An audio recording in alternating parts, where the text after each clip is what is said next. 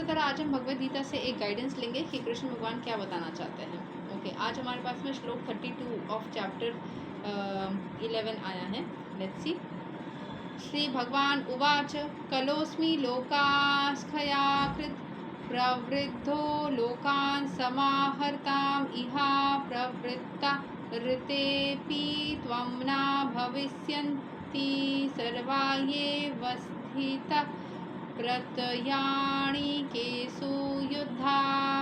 The Supreme Personality of Godhead said, Time, I am the great destroyer of the worlds, and I have come here to destroy all people. With the exception of you, the Pandavas, all the soldiers here on both sides will be slain. तो भगवान श्री कृष्ण बोल रहे हैं कि मैं ही हूँ परम destroyer.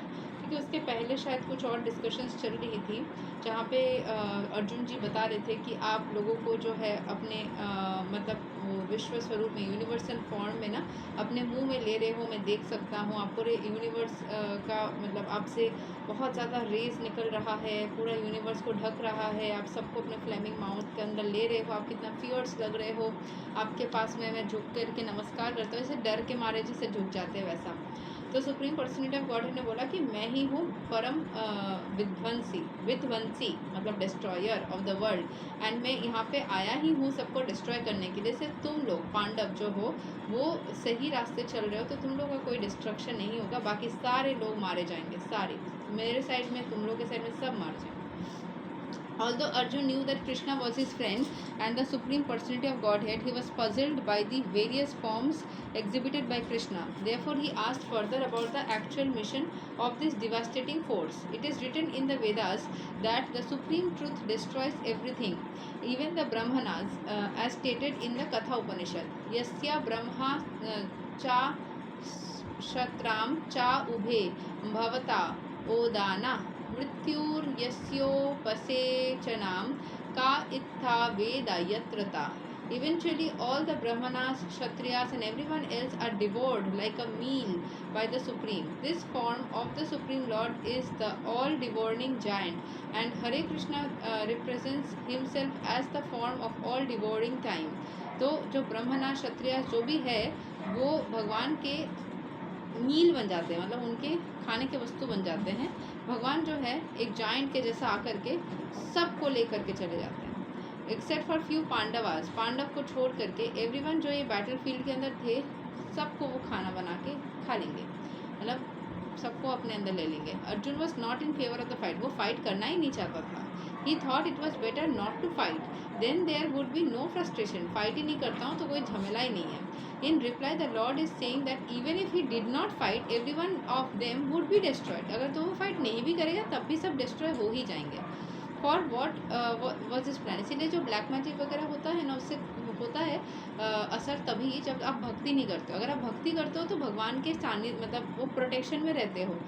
ऐसे भी वही होगा जो आपके साथ में होना है, ठीक है। सब लोग एक निमित्त माध्यम बनते हैं। अगर जो भी ब्लैक मैजिक करके सक्सेसफुल हो पाता है किसी के ऊपर तो उसका भी मीनिंग यही होता है कि आपके ऊपर वो चीज़ तभी काम कर पा रहा है जब आपके साथ में वैसा ही कुछ घटना घटने की कुछ प्रारब्ध के वजह से है जो कुंडली में शायद नहीं दिख रही हो, या उस टाइम पे कुंडली में कुछ नेगेटिव फेस चल रहा हो, उसी दौरान ये जैसा कुछ मतलब ब्लैक मैजिक जैसा कुछ कृत्य आपके ऊपर इफेक्ट कर जाता है। और अगर आपके ऊपर इफेक्ट नहीं करता है और उसके पास में वापस जाना है तो मतलब उस व्यक्ति के ऊपर उस चीज़ का इफेक्ट वापस जाना है, और आप भक्त हो तो आपके ऊपर ट्राई करने पे वो ऑटोमेटिकली उसके पास वापस जाएगा। उस व्यक्ति को उसके कर्म के फल देने के लिए भगवान ने आपको चुना कि आपके ऊपर वो खराब कुछ करे जिससे कि उस तक नेगेटिविटी पहुंच जाए ऑटोमेटिकली। ये भगवान के सारे प्लानिंग के ही हिस्से होते हैं। If Arjun stop fighting they would die in another way, अगर अर्जुन नहीं मारता, नहीं फाइट करने के लिए राजी होता तो वो किसी और तरीके से मर जाते, कोई भूकंप आ जाता, कुछ हो जाता, कुछ तो हो जाता। Death could not be checked even if he did not fight, death तो होता ही चाहे वो फाइट करे या ना करे। इनफैक्ट तो उसका फाइट करने का धर्म वो क्यों छोड़े और उसका जो प्राप्य है वो ज़मीन वो क्यों ना ले, जबकि उसका वो अधिकार है। ये भगवान बताना चाह रहे थे कि तुम ना करो वो करो वैसे भी मृत्यु होगी। In fact they were already dead, वो ऑलरेडी मृत्यु को प्राप्त हो चुके हैं। Time is destruction, all manifestations are to be vanquished by the desire of the supreme lord, that is the law of nature. जो भी है इच्छाएं वो भगवान की इच्छा से ही होना है, बस आपको वो चीज़ को एक्सेप्ट कर लेना है और उस हिसाब से चलना है, ठीक है। सो मुझे जितना यहाँ पे आज दिख रहा है कि हमने जैसे स्टार्टिंग में बोला, देखते हैं भगवान श्री कृष्ण क्या गाइडेंस देते हैं। वो यही गाइडेंस दे रहे हैं कि आप अपने कर्म को करते चले जाओ, जो आपके कर्मों के हिसाब से जो लिखी जा चुकी है वो वैसी ही होगी, और भगवान की कृपा होगी तो एकमात्र भगवान की कृपा से चीज़ें बदली जा सकती है। But it's all the blessings of the divine or the energies of the divine that will be deciding what is going to happen for you, ठीक है। सो यही है आज का Bhagavad Gita. Thank you so much. Hare Krishna, Radhe Radhe, जय श्री राम।